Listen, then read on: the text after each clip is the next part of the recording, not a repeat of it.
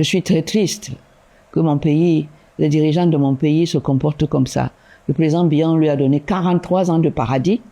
On a accepté de vivre 43 ans d'enfer pour lui donner un paradis. On l'a fait. Aujourd'hui, où on lui dit qu'on ne peut plus, cet enfer va nous tuer si on continue. Il dit non, vous allez encore y rester 7 ans.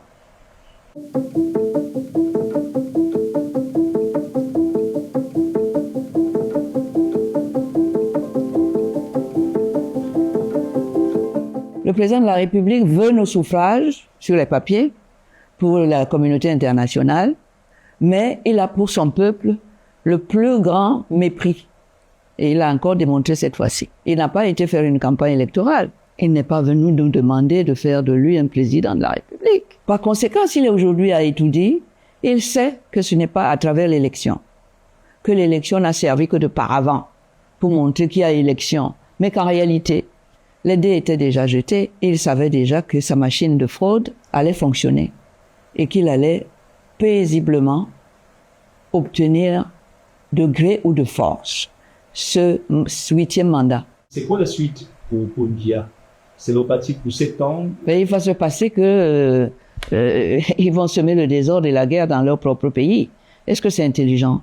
Tout simplement parce qu'il y a quelqu'un qui, lui, veut violer tous les droits de la République, toutes les lois de la République, écraser tous les Camerounais pour monter sur étudier, s'asseoir.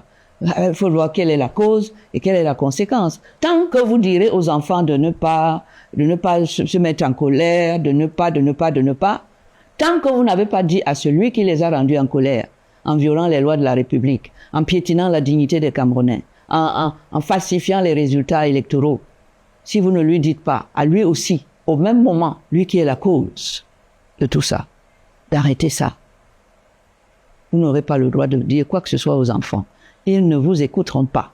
Maintenant, est-ce que ça va se passer comme les autres années, c'est-à-dire avec un peuple complètement anéanti par sa façon de gouverner depuis 43 ans?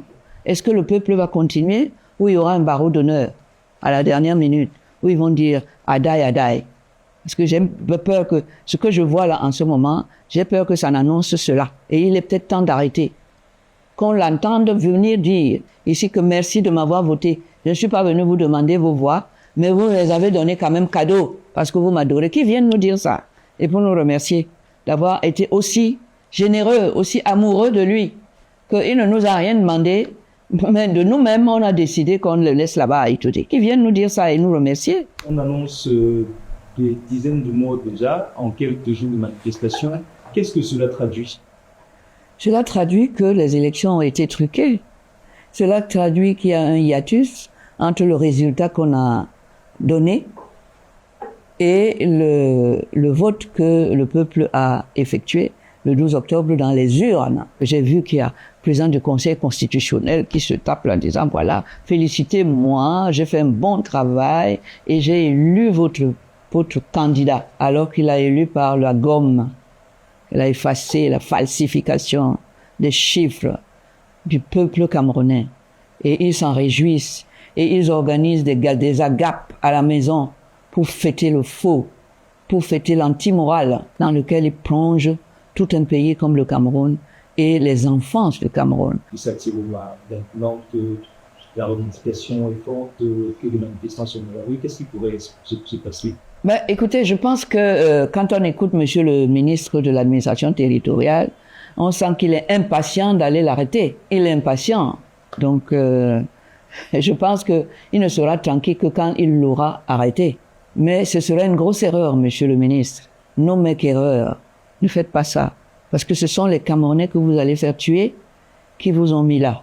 Ils vous ont donné le mandat de les rendre heureux, fiers du pays. Voilà la situation. Comment voulez-vous que je sois contente? Comment voulez-vous que je n'ai pas d'inquiétude sur l'avenir de mon pays? Moi qui ai décidé de venir vivre ici. Parce que même maintenant, j'ai le choix. Mais partir aujourd'hui, ce serait un acte de lâcheté. C'est pour ça que je reste pour au moins prêter ma voix aux sans-voix et dire au président Biya, ce que vous avez fait là, ça ne vous honore même pas vous-même.